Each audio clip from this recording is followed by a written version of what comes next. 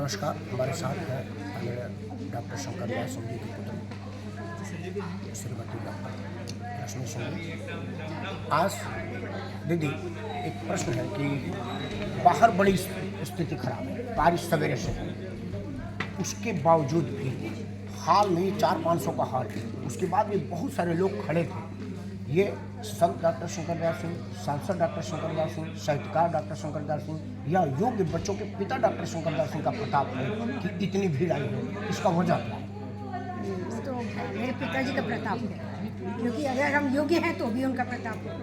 और दूसरा, जहाँ तक वर्षा और ख़राब मौसम की बात करी तो वर्षा तो आशीर्वाद खराब था, तो आज की वर्षा तो मैं मानती हूँ कि वो तो एक स्नेह की वर्षा थी। बाबूजी को आशीर्वाद दूसरा, देने बिल्कुल मैं उसको आशीर्वाद दे। लोगों ने मुझसे कहा कि सवेरे भी, दोपहर को भी और शाम को भी। मौसम बहुत आज खराब हो गया, हमें तो बड़ी चिंताएं कर रही उनके साथ।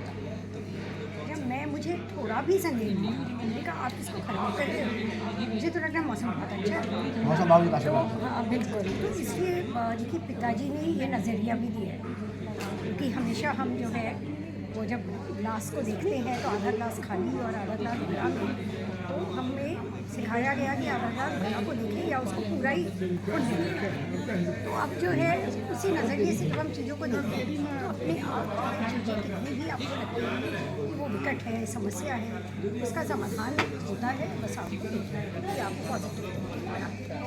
बाबूजी ने आप लोगों को यही बताया है कि आपको आधा खाली आधा भरे नहीं देना। बताने की जरूरत नहीं थी। देखिए, उनका जीवन ही ऐसा था, उनकी जीवन शैली ऐसी थी कि शब्दों से ये सब बताने की जरूरत नहीं होती।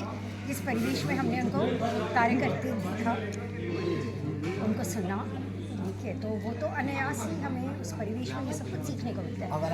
अगर आपने उनको देखा है तो वो नेता भी थे, कलाकार भी थे, लेखक भी थे, लेकिन आप सिर्फ अधिकारी हैं और परिवार में कोई नेता क्यों नहीं बनता? हाँ, नहीं, नेता क्या होता है?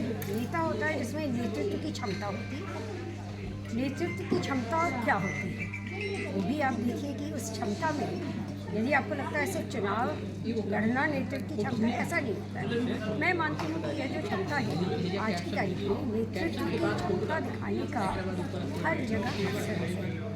और हम लोग ने कोशिश यही की कि जहाँ भी रहे, वो अंडमान में रहे या फिर हम बुंदेलखंड में रहें या दिल्ली में अपना कई पदों पे रहे। आज की तारीख में यदि हम जम्मू कश्मीर में कभी कमिश्नर टैक्स के रूप में काम किया या सेक्रेटरी माइनिंग के रूप में काम किया या हमने कमिश्नर सेक्रेटरी हायर एजुकेशन के रूप में काम किया, तो कोशिश यही की कि उस नेतृत्व की भावना से हमने नहीं, हमारे साथ जितने लोग कार्य कर रहे हैं उनके अंदर भी वो भावना रहे, ताकि अपनी टीम को वो पूरी तरह से जो है उनके लिए एक लीडर के रूप में वो उभर करके आए। बहुत ज़रूरत है एक शिक्षक क्या वो लीडर नहीं हो सकता?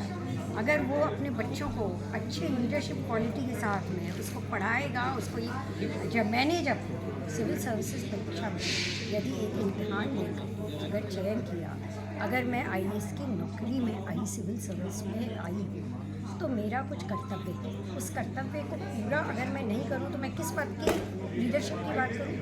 तो मेरी जो दायित्व है उसके निर्वाह करना लीडरशिप है।